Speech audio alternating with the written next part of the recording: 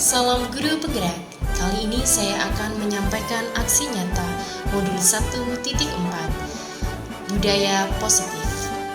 Saya Yosepin Asri Wulandari, calon guru penggerak angkatan ke-7 dengan fasilitator Bapak Fahmi Indra dan pengajar praktik Ibu Fitria Agustini.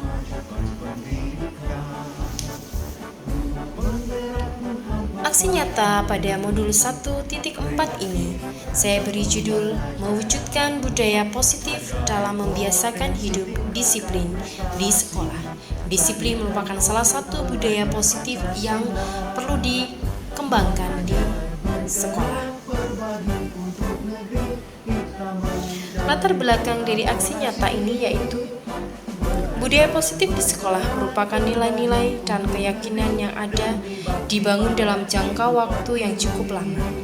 Budaya ini dapat terlihat dan tercermin dalam setiap sikap dan perilaku sehari-hari seluruh warga sekolah.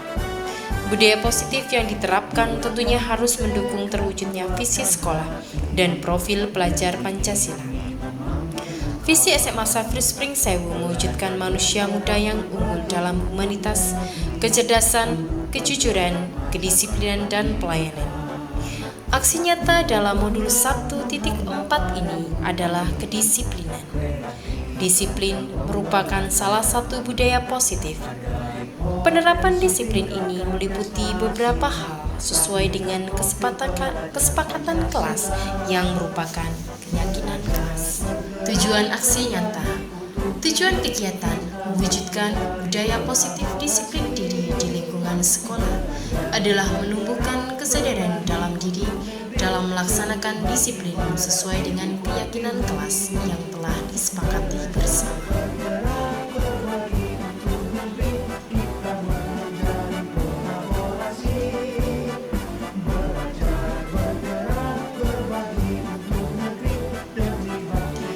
Tolok ukur dari aksi nyata ini yaitu yang pertama, terwujudnya keyakinan kelas tentang disiplin positif. Yang kedua, para murid dapat menumbuhkan budaya positif, yaitu disiplin dalam mengerjakan tugas, masuk kelas, dan berpenampilan yang baik. Penerapan segitiga restitusi dalam penanganan masalah yang terjadi.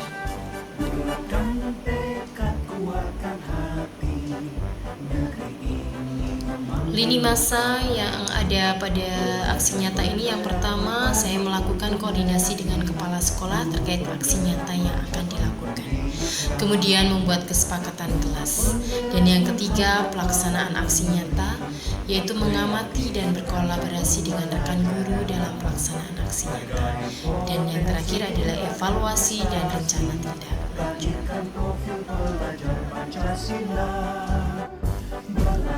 Untuk mewujudkan aksi nyata, saya juga membutuhkan dukungan dari berbagai pihak. Yang pertama adalah dukungan dari kepala sekolah. Yang kedua adalah dukungan dari murid, dan yang ketiga adalah dukungan dari rekan sejawat, dan terakhir adalah dukungan dari orang tua. Berikut ini adalah penerapan dari aksi nyata modul 1.4 yang saya lakukan. Yang pertama adalah koordinasi dengan kepala sekolah. Tujuan dari koordinasi dengan kepala sekolah ini adalah untuk memperlancar kegiatan aksi nyata yang saya lakukan, yaitu adalah budaya positif.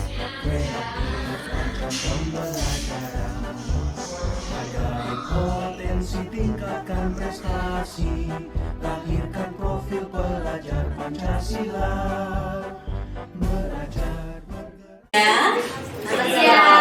Selamat datang di ruangan ini. Kita pada hari ini akan melakukan diseminasi pemahaman dan penerapan budaya positif di sekolah. Ini merupakan hal yang akan disampaikan oleh para calon guru penggerak angkatan 7 di SMA Safri Spring Sewu. Baik, untuk acara pada hari ini ada pembukaan, kemudian inti, dan penutup. Untuk acara pembukaan akan dibuka dengan doa kepada Ibu Francisca Ermina untuk memimpin doa. Bapa dan Putra dan Roh Yesus. Amin. Terima kasih Tuhan Yesus untuk sore hari ini. Terima kasih untuk kebersamaan kami pada sore hari ini. Berkatilah kami semua satu persatu ya Tuhan. Amin. Dalam nama Bapa dan Putra dan Roh Kudus. Amin. Acara yang selanjutnya yaitu acara inti, desiminasi pemahaman dan penerapan budaya positif di sekolah oleh CGP Angkatan 7 kepada Ibu Asri Wulandari, dipersilakan. Terima kasih kepada Ibu Eni sebagai pembawa acara. Selamat siang Bapak Ibu semuanya. Tabik pun. Yang terhormat Bapak Kepala SMA Center Spring Sewu, Bapak Ristianto. Yang terhormat Ibu Ana Trihaswari sebagai pengawas sekolah, dan Bapak Ibu guru semua. Pada kesempatan ini saya akan menyampaikan diseminasi pemahaman dan penerapan budaya positif di sekolah. Nanti kita akan ada beberapa pemaparan seperti apa budaya positif itu, kemudian bagaimana kita akan menerapkan budaya positif di lingkungan sekolah dan lebih kecil dalam lingkup kelas. Nah, kira-kira sebelum kita masuk ke budaya sekolah itu apa? Budaya sekolah ya budaya yang positif nih. Kira-kira contohnya budaya positif itu apa sih? Saya Bu, Apa Bu? Apa Bu? menurut saya atau berdasarkan pengalaman yang sering kita lakukan di sekolah kita, budaya positif salah satunya ketika pagi atau setiap hari, pagi hari itu ada beberapa guru yang piket menyambut anak-anak yang datang ke sekolah, yang mau masuk ke sekolah di depan pintu gerbang. Bahkan sekarang karena sudah tidak corona, mereka berjabat tangan atau kami berjabat tangan. Itu menurut saya. Apalagi kira-kira? Ya, silakan. Ya boleh, ya bagus. 5S gitu ya. Kita biasanya 5S ya. Apa sih 5S apa Bu? Senyum, Senyum, salam, sopan, santun, ya benar. Ya. Pagi itu kita salam gitu ya. Sekarang udah boleh salaman ya. Kalau dulu hanya gitu. Kalau sekarang kita boleh salaman tapi menyambut anak dengan ramah di depan gerbang. Oke, apalagi sih kira-kira budaya positif yang bisa diterapkan di sekolah? Ini Bu, kita kalau pagi itu kan biasanya berangkat sekolah, sampai di sekolah kan kita masuk jam 7. Maka sebelum jam 7 kita doa bersama dulu Bu. Oke. Itu budaya positif Ya, biasanya di sekolah. betul. Di sekolah kita sudah menerapkan budaya positif ya. Ya. Setiap pagi sebelum masuk ke kelas kita berdoa bersama, guru maupun murid ketika masuk ke dalam kelas. Oke, baik. Jadi sebenarnya budaya positif itu adalah perwujudan dari nilai-nilai, tentunya nilai-nilai yang positif ya, karena budayanya positif maka akan mewujudkan nilai-nilai yang positif atau keyakinan universal yang diterapkan di sekolah secara kontinu ya, nggak hanya 1 atau 2 kali. Kemudian budaya positif itu diawali dengan perubahan paradigma tentang teori kontrol. Nanti kita akan lihat teori kontrol itu apa sih ya. Nah, setiap guru itu pasti nggak diharuskan ya, tapi kita sebagai guru itu perlu menerapkan budaya positif. Kenapa? Karena budaya positif itu ketika kita menerapkan budaya positif maka akan menghasilkan suatu ekosistem sekolah yang penuh dengan suasana positif, dan hal positif tersebut harus dilakukan secara berkelanjutan, kontinu ya. Jadi nggak hanya sekali 2 kali atau kita tadi salaman, nggak hanya 1 minggu udah berhenti. Nah itu bukan namanya budaya positif, tapi budaya positif itu secara berkelanjutan, maka akan menciptakan budaya yang positif gitu ya. Nah sebelum kita menerapkan budaya positif, tentunya guru-guru itu harus mengetahui konsep-konsep inti dari budaya positif, yaitu ada disiplin positif, kemudian motivasi, teori motivasi itu apa yang motivasi perilaku manusia seperti hukuman dan penghargaan, posisi kontrol kontrol dan restitusi, kemudian keyakinan kelas, dan segitiga restitusi. Nah, kita akan masuk ke disiplin positif nih. Disiplin positif itu adalah suatu pendekatan untuk menuntun kodrat anak agar berdaya dalam mengontrol diri dan menguasai diri untuk memilih tindakan yang mengacu nilai-nilai kebajikan. Disiplin positif menjadi komponen utama dalam mewujudkan budaya positif. Contohnya kalau budaya positif itu apa sih? Disiplin positif itu apa? Mengerjakan tugas tepat waktu. Ya, mengerjakan tugas tepat waktu. Terus apa lagi nih? Tidak terlambat sekolah. Tidak terlambat sekolah berarti kita disiplin waktu, disiplin tidak terlambat mengerjakan atau mengumpulkan tugas ya, biasanya anak-anak ya. Oke, maka di sini guru juga harus mengetahui disiplin positif itu seperti apa. Disiplin positif berarti nanti akan menciptakan budaya yang disiplin.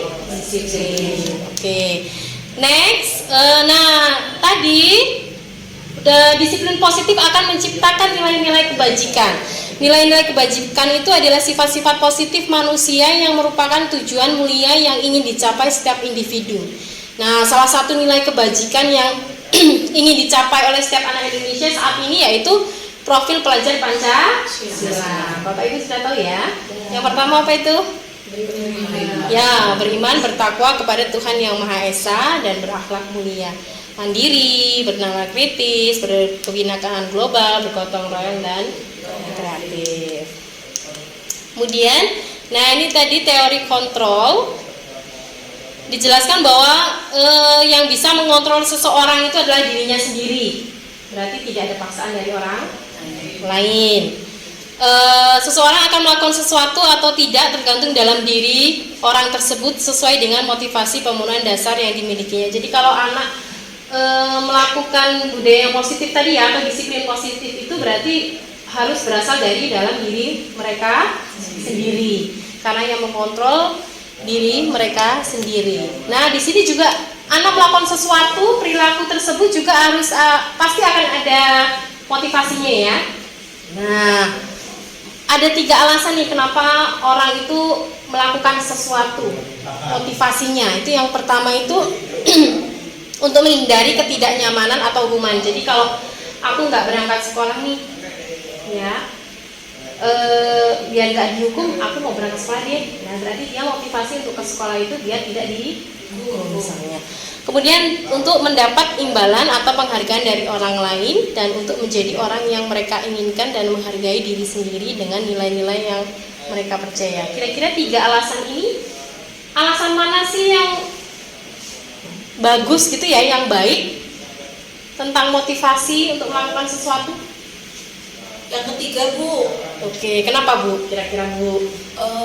Menjadi orang yang mereka inginkan dan menghargai diri sendiri. Kalau misalnya saya berangkat sekolah tidak telat gitu kan, saya menghargai diri saya sendiri bahwa saya harus terus disiplin, bahwa besok ketika saya bekerja saya akan terus seperti itu terus, untuk terus disiplin.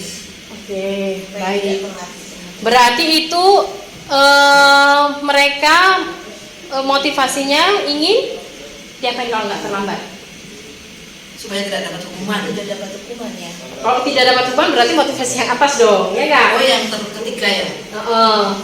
Kira-kira apa? Kalau tadi kan ketiga nih, untuk menjadi orang yang mereka inginkan dan menghargai diri sendiri dengan nilai-nilai yang mereka percaya. Jadi kalau misalnya aku nggak datang terlambat itu motivasi dalam dirinya apa? Menghargai diri sendiri. Menghargai diri sendiri, gitu ya? Bukan karena takut terlambat, dihukum, atau kalau aku datang terus aku dapat imbalan sesuatu hadiah, gitu ya. Oke. Jadi kalau motivasi itu dibagi jadi 2, eksternal dan internal. Eksternal itu motivasi dari luar, berarti dari yang nomor 1 dan 2. Aku mau melakukan sesuatu karena aku itu biar nggak dihukum, atau aku melakukan sesuatu biar dapat hadiah. Itu ya, itu berarti motivasi eksternal. Kalau internal berarti seseorang itu melakukan sesuatu yang itu tadi untuk menjadi orang yang mereka inginkan. Kalau aku mau tidak datang terlambat berarti aku ingin menjadi orang yang disiplin, gitu ya. Berarti itu motivasi internal. Kemudian, nah ini ada kebutuhan dasar manusia. Jadi seseorang itu juga ketika mau menerapkan budaya positif, mereka itu, kita sebagai guru itu juga harus tahu kebutuhan dasar manusia atau peserta didik kita itu apa aja. Ini ada 5 nih, kira-kira apa aja ini? 1. Belonging itu berarti kita cinta ya, berarti kebutuhan kita butuh cinta gitu ya. Terus apa lagi? Kita butuh dicintai. Senang, berarti kebutuhan kita juga butuh kesenangan gitu ya. Hiburan, piknik gitu ya. Atau kalau di konteks di dalam kelas itu kita butuh permainan-permainan gitu ya yang menyenangkan. Kalau tadi cinta berarti kita butuh dicintai, murid-murid juga butuh dicintai kita sebagai guru gitu ya. Terus apa lagi? Merdeka, bebas. Merdeka, bebas. Berarti orang itu atau anak-anak juga butuh kebebasan. Dia juga butuh apa ya? Bisa potensi, kita harus juga tahu potensi dia itu di mana. Jadi tidak bisa memaksakan kehendak kita. Gitu ya. Kita bisa mengarahkan tapi tidak bisa untuk memaksa dia. Dia juga butuh kebebasan. Misalnya contohnya kalau tugas nih ya, boleh kok Bapak Ibu untuk mengumpulkan tugas dalam bentuk apa sih yang mereka suka, apa sih yang mereka inginkan. Misalnya aku mau dalam bentuk video, atau dalam bentuk TikTok, atau dalam bentuk, tapi konteksnya masih dalam konteks pembelajaran kita gitu ya. Boleh contohnya aja. Kemudian apa lagi? Power, berarti power itu berarti anak itu butuh diapain ya? Diberikan kekuatan. Ya, diberikan kekuatan atau diakui kemampuannya, gitu ya. Setiap anak itu memiliki kemampuan masing-masing atau potensi masing-masing. Jadi anak juga butuh diakui kemampuan yang dimilikinya. Berbeda-beda, bukan hanya akademik, tapi dia dalam bentuk non akademik juga kita harus tahu. Kemudian survival, bertahan hidup pasti ya, semua orang bisa bertahan hidup, yaitu dengan makan, terus di rumah dan lain-lain. Oke, ini 5 kebutuhan. Kemudian dalam budaya positif juga guru itu harus mengetahui hukuman, konsekuensi dan penghargaan. Jadi kalau kita memberikan sesuatu kepada anak itu nggak salah kira-kira. Apa sih bedanya hukuman, konsekuensi dan penghargaan? Ya, apa? Izin Bu, izin jawab. Gimana Bu? Menurut saya hukuman, kalau hukuman itu salah satu bentuk kontrol perilaku yang kita berikan kepada peserta didik, bisa berupa tingkah laku atau melalui ucapan secara verbal. Sedangkan kalau konsekuensi itu ada sesuatu yang dapat diambil oleh siswa karena berdasarkan peraturan yang sudah kita buat dan kita sepakati bersama peraturan sekolah misalnya. Kemudian kalau penghargaan itu kita memunculkan motivasi dalam diri peserta didik kita untuk memunculkan perilaku yang baik. Oke, ya bagus. Benar. Hukuman itu bisa verbal atau fisik gitu ya. Jadi biasanya itu dari pihak guru, bukan pihak murid. Jadi biasanya kalau ada anak terlambat gitu ya, anak itu disuruh push up gitu ya, itu termasuk hukuman. Push up, lari lapangan gitu ya. Atau dengan verbal juga bisa, kamu ini terlambat terus, dari kemarin terlambat, tapi dia dengan bahasa-bahasa yang kasar gitu ya. Kemudian konsekuensi yaitu bisa dalam bentuk kita sudah ada peraturan di sekolah yang harus ditaati. Itu kan ada, kalau peraturan itu pasti ada musyawarahnya gitu ya. Jadi harus ada aturan sekolah atau tata tertib. Bisa juga ada kesepakatan dengan anak. Dan bentuknya itu bukan bentuk hukuman tapi konsekuensi yang sudah tertulis gitu ya. Jadi kalau misalnya terlambat, dia bukan lari lapangan atau push up, tapi ada ketentuan lain sesuai dengan peraturan yang ada di sekolah. Kalau penghargaan, apa penghargaannya? Hadiah ya. Itu Contohnya hadiah apa ya kira-kira hadiah? Hadiah itu baik nggak? Penghargaan itu bagus nggak sih kira-kira? Bagus. Kenapa? Kenapa Bu, Pak? Kenapa kok penghargaan itu bagus menurut Bapak Ibu? Karena bisa memotivasi si anak dengan penghargaan yang kita berikan. Contohnya misalnya kita memberikan penghargaan, anak itu bisa menjawab pertanyaan dari kita, misalnya contoh kecil penghargaan, bagus, berarti kamu memperhatikan penjelasan ibu. Nah, dari situ namanya pasti anak itu akan lebih termotivasi untuk mendengarkan setiap penjelasan guru. Oke, ya bagus, benar. Oke, sebelumnya saya juga penghargaan itu bagus nggak sih? Bagus kok kayak ini ya. Oke, sebenarnya penghargaan, hukuman dan penghargaan adalah salah satu cara mengontrol perilaku murid secara tidak langsung menghambat potensinya. Kenapa kok penghargaan itu menghambat potensinya ya?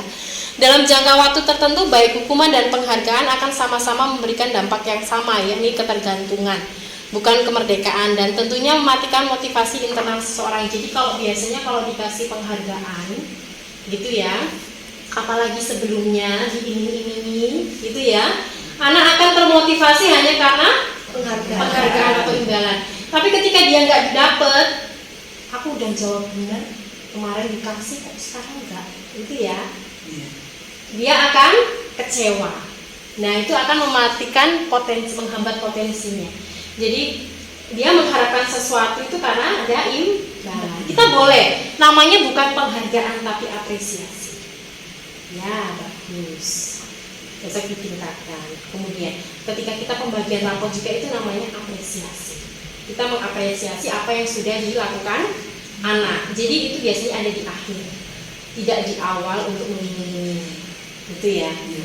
Jadi aku sudah melakukan sesuatu, diapresiasi oleh guruku, gitu. Jadi ketika itu namanya kita nggak penghargaan tapi apresiasi anak sudah melakukan sesuatu yang baik. Oke. Nah di sini ada 5 posisi kontrol guru. Jadi kita sebagai guru itu ada di posisi mana sih? Gitu ya. Posisi yang pertama itu sebagai penghukum. Kita itu posisinya sebagai penghukum. Bapak Ibu guru ini kira-kira posisi penghukum enggak ya? Jadi penghukum itu bisa menggunakan hukuman fisik maupun verbal. Jadi kalau ada yang anak yang salah, tidak mengerjakan tugas, kerjakan 2 kali lipat, misalnya. Atau enggak membawa buku pulang, gitu. Ada enggak Bapak Ibu yang seperti itu ya? Masih enggak ya? Atau telat masuk kelas, push up dulu, gitu ya? Push up dulu, baru boleh duduk. Atau terlambat nyanyi Indonesia Raya dulu, baru duduk. Itu biasanya ada ya Bapak Ibu guru yang seperti itu. Namanya dia posisinya itu sebagai penghukum ketika anak melakukan kesalahan. Kemudian ada juga posisi kontrol guru, itu dia posisinya itu sebagai pembuat rasa bersalah. Nah contohnya apa kira-kira ya? Pada posisi ini biasanya guru akan bersuara lebih lembut, membuat orang merasa bersalah, akan menggunakan keheningan yang membuat orang lain tuh merasa tidak nyaman, bersalah atau rendah hati. Contohnya kata-katanya apa ya? Misalnya nih, anak-anak itu nggak bisa ngerjain tugas, deketin, lembut suaranya. Misalnya, kenapa kamu kok nggak ngerjain tugas? Emang salah ibu apa? Ibu itu kurangnya apa? Kok kamu sampai nggak bisa? Berarti anak kan, jadi dia membuat anak itu merasa bersalah. Atau dalam contoh lain dia melakukan lambat, atau misalnya anak-anak itu suka ribut di kelas, gitu ya. Kita lembut banget nih ngomongnya, gitu ya.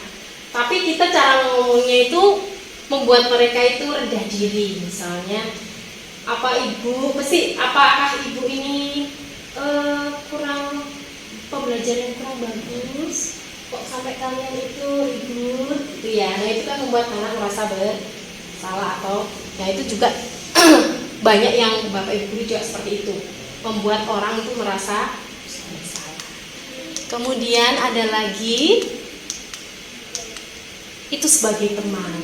Ya mungkin banyak ya Bapak Ibu guru ini yang posisinya sebagai teman dengan murid dan guru itu dia posisinya sebagai teman. Jadi guru pada posisi ini tidak akan menyakiti murid. Bagus ya.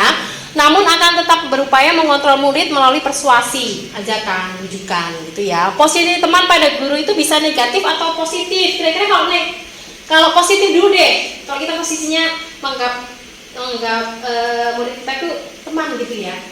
Sisi positifnya apa kira-kira? Mereka jadi Lebih nyaman, dekat dengan kita, masalah apa yang dia alami bisa cerita ke kita gitu ya. Bagus. Kalau negatifnya kira-kira kalau posisi kita sebagai teman apa? kadang-kadang mereka lupa kalau kita ini Ya kadang-kadang mereka tuh lupa kita tuh dunia, kadang-kadang gak sopan gitu ya, apalagi bahasanya gitu ya, apalagi nah di situ juga mereka akan merasa apa ya, intinya kalau biasanya kita dibela nih sama guru itu karena temen ya, kadang kalau dia nggak dibela dan dia rasa sakit hati, kecewa, kok guru itu sekarang seperti ini gitu ya, jadi menimbulkan rasa ketidaknyamanan anak juga. Kadang anak juga menunjak gitu ya, ngomongnya besar, bahasanya juga nggak bagus. Tapi ada sisi positif dan negatif. Sebagai pemantau, nah guru di sini sebagai pemantau itu berdasarkan pada peraturan-peraturan yang ada di sekolah. Jadi di situ misalnya anak melakukan kesalahan, kalau yang tadi kan dideketin, kamu tuh masalahnya apa, ibu bantu ya, ini sebagai teman. Kalau pemantau dia sesuai dengan peraturan. Jadi kalau anak melakukan sesuatu dia buka peraturannya. Tata tertib sekolah kita itu apa? Gitu ya. Kalau datang terlambat, misalnya lebih dari 10, coba kamu lihat peraturan kita apa. Jadi dia itu posisi guru ini sesuai banget dengan peraturan yang ada di sekolah, sesuai banget tata tertib, gitu ya. Dan yang kelima itu sebagai manajer. Posisi terakhir itu sebagai manajer adalah posisi mentor di mana guru berbuat sesuatu bersama dengan murid, mempersilahkan murid mempertanggungjawabkan perilakunya, mendukung murid agar dapat menemukan solusi atas permasalahannya sendiri. Nah, ini yang diharapkan guru saat ini, kita itu posisi sebagai manajer. Jadi kita di situ sebagai mentor, bahwa ketika anak melakukan kesalahan, anak itu nggak boleh langsung dihukum. Kemudian dibujuk dengan kata-kata yang lembut ya. Kemudian tadi hanya teman, boleh sih teman itu, tapi kita ada batasannya. Nah, ketika ada anak merasa ada kesalahan, panggil satu anak yang melakukan kesalahan. Saya sering banget datang terlambat nih, dipanggil dulu. Kenapa sih? Ditanya, gitu ya. Alasannya apa? Kemudian dia berani untuk mengungkapkan alasannya apa. Kemudian kita harus bisa membujuk dia bisa menemukan solusi sendiri. Dan dia bisa mempertanggungjawabkan. Misalnya kalau kamu nih sering terlambat, ngapain sih di rumah? Oh, main game setelah malam misalnya anak-anak ya. Kemudian tahu nggak kita berangkat kalau masuk sekolah jam berapa? Nanti dia akan menyebutkan sendiri. Jadi ada pendekatan personal. Kita disitu posisinya sebagai manajer gitu ya. Nah, nanti dia akan menyebutkan sendiri. Nah, sekarang misalnya kalau kamu nggak terlambat, apa yang harus kamu lakukan? Nah, dia akan bisa menyebutkan sendiri.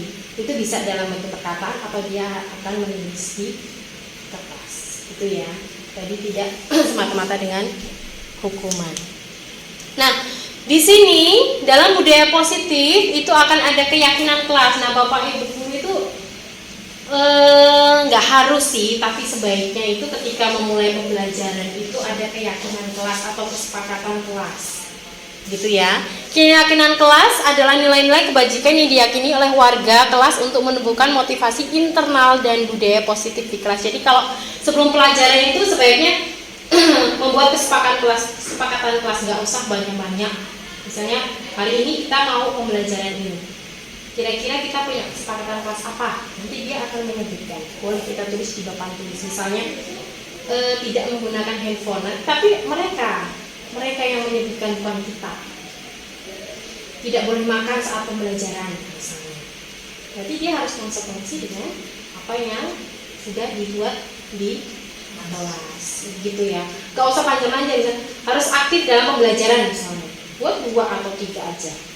Atau tidak boleh menggunakan handphone saat pembelajaran. Nah, ketika ada anak yang menggunakan handphone saat pembelajaran, kita di awal sudah membuat keyakinan atau kesepakatan kelas.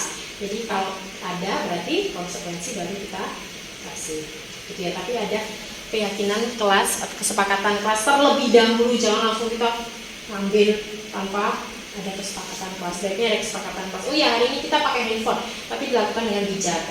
Jika ada anak yang melanggar, nah kan udah ada kesepakatannya tuh, berarti kita boleh melakukan sesuatu sesuai dengan konsekuensinya gitu ya. Jangan langsung ada anak langsung ya daripada guru langsung ambil aja, atau kadang guru teriak-teriak marah-marah gitu ya. Kalau ada kesepakatan kelas, anak pasti akan mengikuti pembelajaran dengan baik sesuai dengan kesepakatan di kelas itu. Kemudian di sini ada, nah ini tadi penanganan ketika anak ada masalah ya.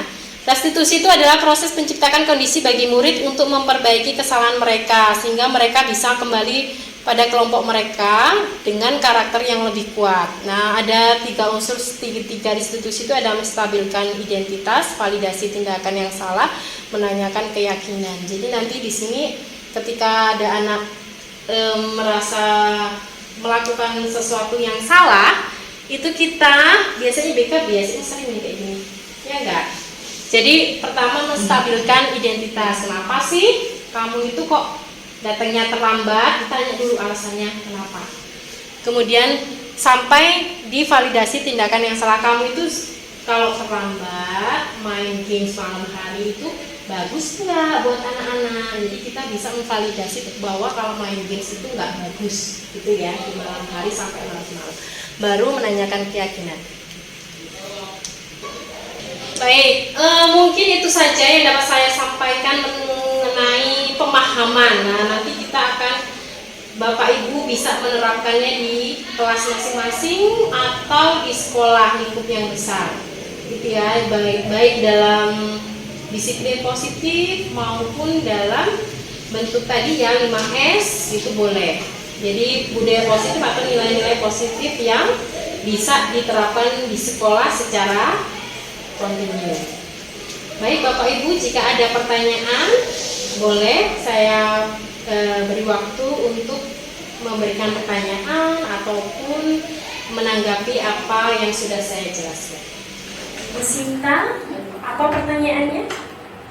Tadi di paparan Bu Asi tadi kan menjelaskan tentang 5 posisi kontrol. Ada yang sebagai hukum, pembuat rasa bersalah, sebagai teman, pemantau ataupun manajer. Nah, kita kan sebagai seorang pendidik, mana sih posisi kontrol yang sesuai dengan kita sebagai seorang pendidik dari kelima tadi? Oke, baik. Terima kasih Bu Sinta atas pertanyaannya. Nah, dari posisi kontrol yang 5 tadi, posisi guru itu ada di posisi manajer, di mana guru itu sebagai mentor. Di situ dia ketika anak merasa bersalah atau membuat kesalahan, ya dia tidak langsung menghukum, tetapi mengajar diskusi, kemudian menanyakan mengapa, dan secara bersama-sama mendorong anak untuk bisa mencari solusi dalam permasalahan yang dia hadapi tersebut. Terima kasih Miss Asi. Ini PR buat kita para guru ya, berarti kita harus sebagai manajer. Ya, betul. Terima kasih. Terima kasih kembali. Saya mau bertanya, Iya, Budi. bagaimana cara kita sebagai guru untuk menanamkan disiplin yang positif kepada murid-murid kita? Baik, terima kasih Budi atas pertanyaannya. Kita sebagai guru untuk menerapkan disiplin positif itu yang pertama yaitu guru itu harus menjadi seorang teladan. Jadi ketika kita memberikan contoh kepada murid, maka murid akan melihat dan itu akan menjadi teladan. Kemudian mereka bisa melakukan hal yang kita lakukan. Yang kedua itu kita menanamkan kesadaran bahwa disiplin itu adalah sesuatu hal yang baik untuk mereka, bukan untuk orang lain. Mungkin seperti itu. Terima kasih Bu.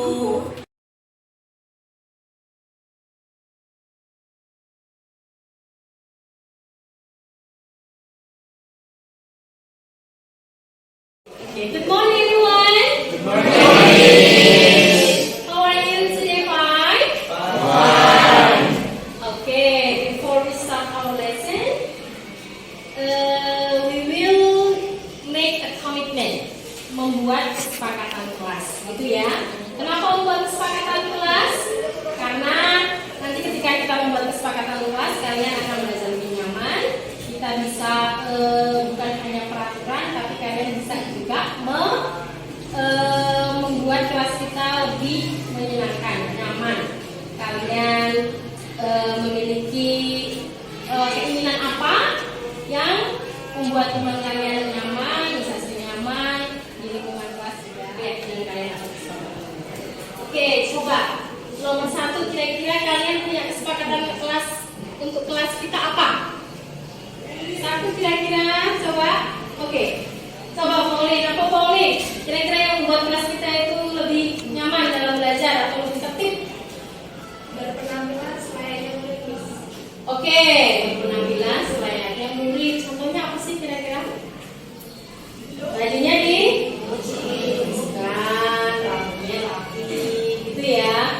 Kemudian memakai sepatu, nggak pakai sandal, gitu ya. Oke, berpenampilan menarik, berpenampilan sesuai murid atau selayaknya murid. Sepakat nggak? Setuju nggak?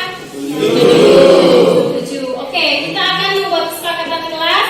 Coba bisa sini minta Petris yuk ke depan untuk menulis kesepakatan kita hari ini. Oke, tadi apa? 1?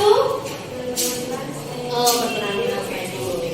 Oke, yang kedua, coba selain berpenampilan, Menjaga kebersihan kelas. oke, menjaga kebersihan kelas. Sepakat nggak menjaga kebersihan kelas?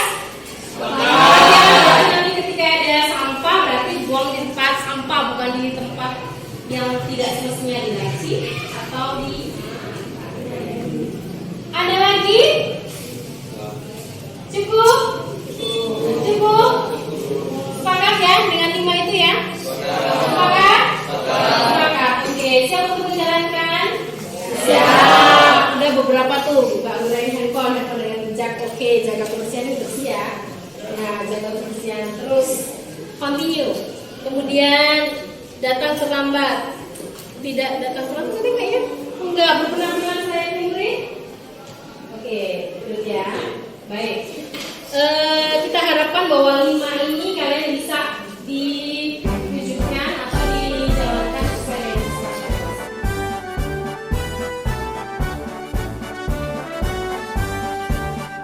Bulatkan tekad, kuatkan hati. Negeri ini memanggilmu kawan. Belajar bergerak berbagi untuk negeri. Guru penggerak majukan pendidikan. Kelas saya merasa lebih senang dan tentunya nyaman ketika belajar di kelas karena kesepakatan kelas juga dapat membuat kita lebih bertanggung jawab. Sekian dari saya, terima kasih. Hai guys, perkenalkan nama aku Agatha Gracia Hakim dari kelas 4. Peran saya setelah membuat kesepakatan kelas nyaman dan kelas lebih bertanggung jawab. Sekian dan terima kasih. Oke. Selamat pagi, salam sejahtera untuk kita semuanya. Saya Bapak Petrus Risdianto, Kepala SMA Sapare Spring Sewu, memberikan apresiasi kepada rekan-rekan guru calon penggerak yang ada di sekolah kami ini. Saya bangga dengan Bapak dan Ibu sebagai calon guru penggerak yang memiliki kinerja dan etos kerja yang tinggi, khususnya kepada guru-guru yang sedang mengikuti pendidikan dan pelatihan sebagai calon guru penggerak. Guru penggerak pasti harus bergerak, tergerak, dan menggerakkan. Diseminasi budaya positif yang telah mereka lakukan semoga dapat berjalan secara kontinu dan menjadi motivasi bagi guru-guru lain untuk terus meningkatkan kualitas pelayanan pembelajaran, terutama dalam pendampingan peserta didik. Saya terus berharap teman-teman calon guru penggerak memiliki konsistensi yang tinggi untuk terus melanjutkan pergerakannya, memberikan inspirasi, motivasi kepada guru-guru yang lain. Terus bergerak dan semangat. Halo, perkenalkan nama saya Francisca Erminelsari. Saya adalah guru SMA Saverius Pringsewu. Setelah mengikuti diseminasi tentang pemahaman dan penerapan budaya positif di sekolah, saya menjadi lebih tahu dan lebih memahami tentang nilai-nilai atau keyakinan universal yang diterapkan di sekolah atau di kelas yang diawali dengan perubahan paradigma tentang teori kontrol. Secara pribadi, saya sangat mendukung dan siap menerapkan budaya positif di sekolah maupun di kelas. Terima kasih dan sukses selalu buat calon guru penggerak. Tetap semangat!